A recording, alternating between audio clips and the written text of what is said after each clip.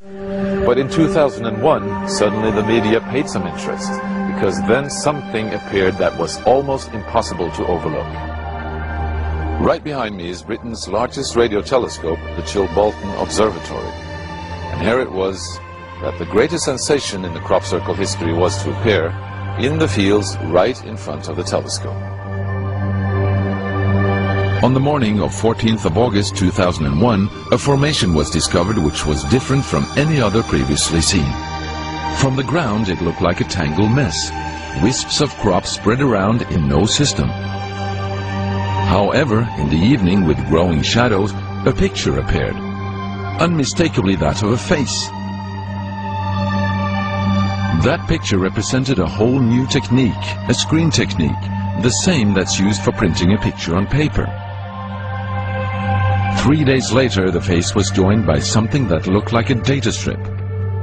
Rows of counters made out of standing and flattened crop. But soon, an astonishing similarity is discovered. In 1974, the astronomer Carl Sagan composed a message that NASA sent into space from the Arecibo telescope in Puerto Rico. Binary figures which constituted a graphic code presenting key factors about humans and the planet we live on. 27 years later, an identical pattern appears in a crop field right in front of a similar radio telescope. However, on closer inspection, it seemed to show that the code contained some fundamental differences. Sagan's message explained our calculation system, the dominant chemical substances within the elements that create life on Earth, about our DNA code, humans' height and quantity, and that we live on the third planet in our solar system, and lastly, a sketch of our radio telescope. The message received described the same calculation system, but that silicon is most dominant in life forms in contrast to carbon. The drawing also clearly shows a humanoid figure with large head in relation to its body. It's also explained that they have an extra string in their DNA, are approximately 4 feet tall, inhabit the 3rd, 4th and 5th planets in their solar system, and have a population of around 21.3 billion. Underneath, the telescope has been replaced by something more complex. 1 year earlier, a strange crop circle had appeared in the same place. Is this the same illustration as in the sender's code? Is this the correspondence radio telescope?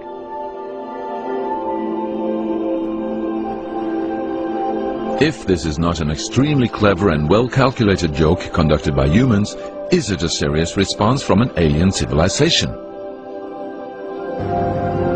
The Chilbolton crop formations really gave new life to the speculations of who is behind this. Is it aliens? Where do they come from? And what is their purpose of this type of communication? The following year, very nearly on the same day, a new picture appears that gives new force to the alien theory, this time in Crabwood, near the town of Winchester in Hampshire. Once again we see a face, but this time there is an unmistakable resemblance to something extraterrestrial. The picture also contains a print, somewhat similar to that of a CD, with something that appears to be a coded message.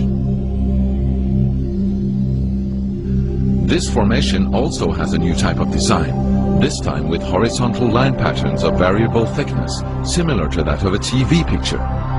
The message on the disc is similar to a spiral band built up of many boxes.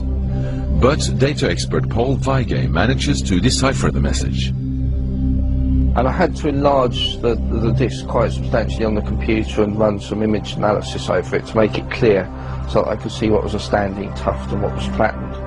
And while I was doing this, I noticed that every so often there was almost a mistake in the diagram. It was like there was a tuft, where the little square tuft, it had done sort of half size. I thought that's a bit odd, and it seemed fairly regular. I was going round, and I sort of counted up, and it was sort of literally every sort of 8 bytes or whatever. And I thought, oh, 8 bytes, and you know, from computer side, is obviously some sort of binary code. So then I did the straightforward thing. I just converted it into ASCII, which is the standard sort of computer language that you encode the alphabet in. And of course I then started to get words forming out, and I thought, oh, getting somewhere here. So I then did the whole thing for the whole lot, and got this message. The message is in English and reads as follows. Beware with the bearers of the false presents and broken promises. Much pain, but still time. And this is very important. You will see why. Believe there is still good out there. I think it's the most important phrase in the message. We oppose deceive, and the conduit is closing. That's what this message says.